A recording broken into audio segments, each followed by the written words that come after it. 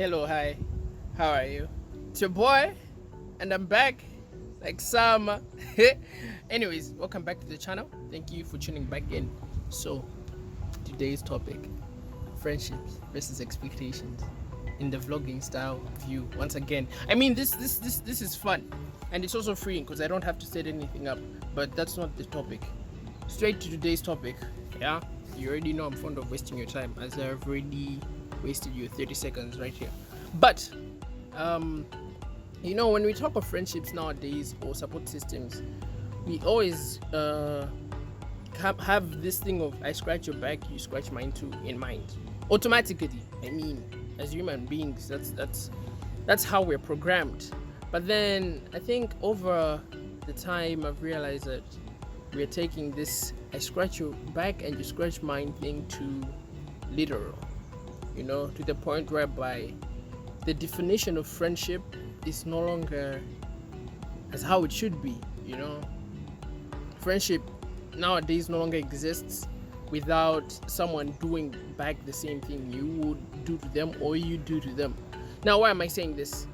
Let's make it easier and jump straight to it. If we talk of in the business perspective, yeah, you find out that most business owners nowadays, especially the small businesses, like let's say for me, I start a business, or in the creative sector, I'm a creative, I'm a content creator. I'm not only a creative, but I'm also a content creator, meaning that I produce stuff on the regular and I expect people to tune in.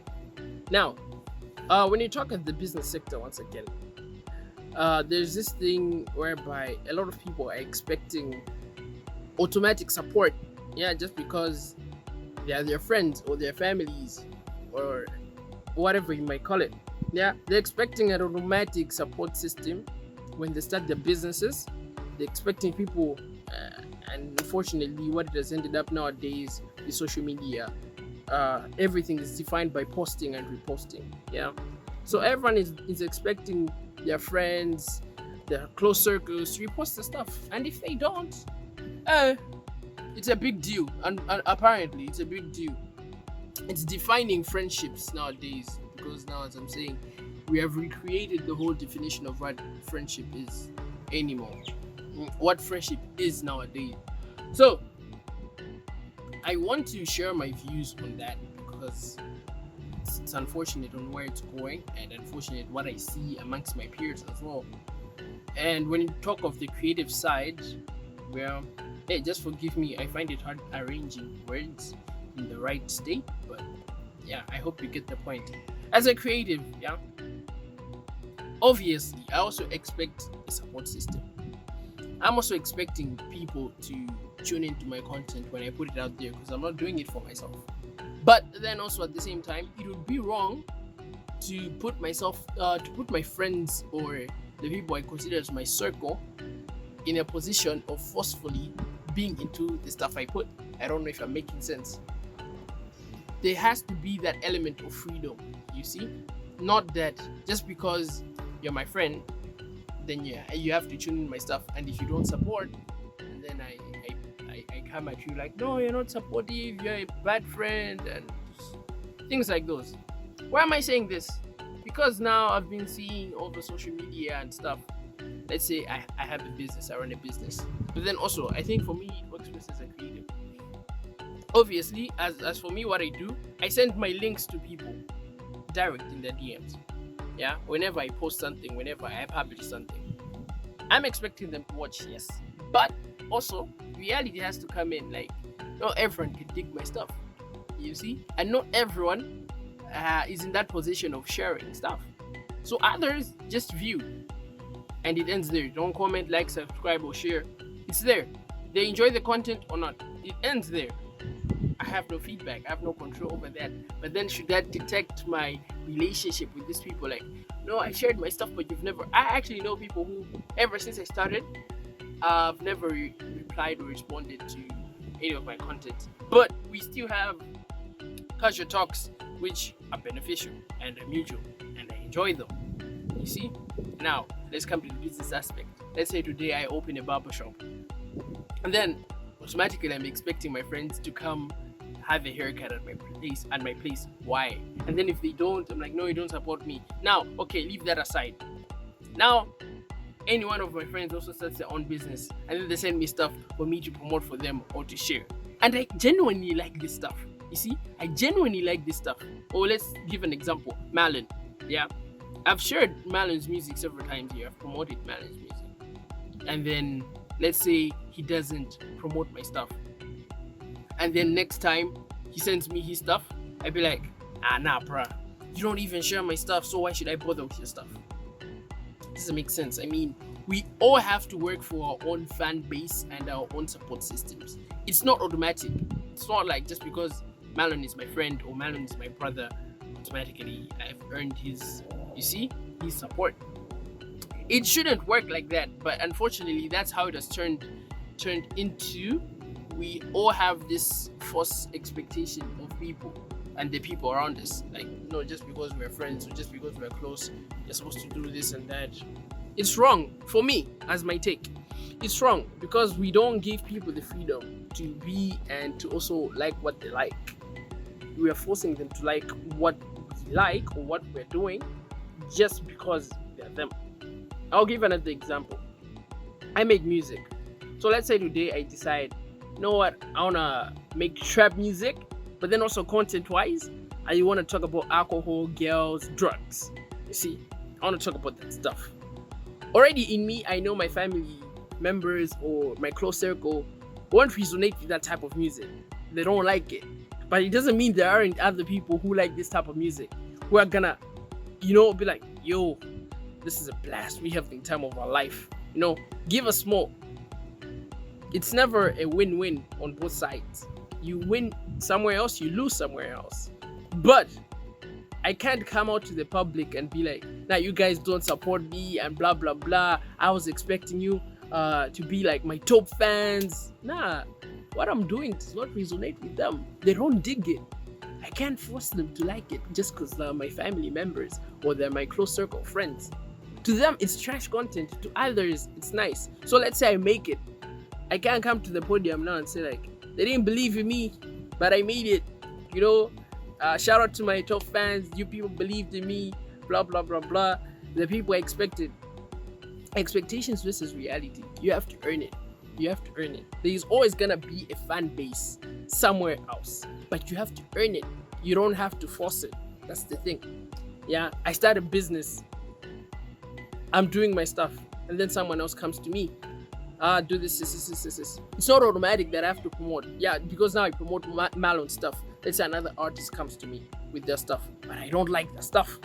I don't personally like it on that level. I'm like, because like if I'm sharing something, it means I dig that stuff. Yeah, and I would want others to get on the stuff as well.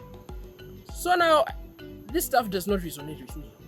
I don't personally like it, and then I don't share, or I don't do anything about it.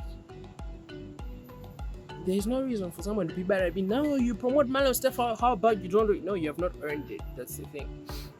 You've not earned it, and that's one thing people don't really understand. That's one thing that is not imprinted in people's heads. We have to work on ourselves to get the best of what we want. We have to earn it. We don't have to force it. So yes, it's more like expectations versus reality. I mean, it's a very broad topic, but I'm just putting in the examples which I can give.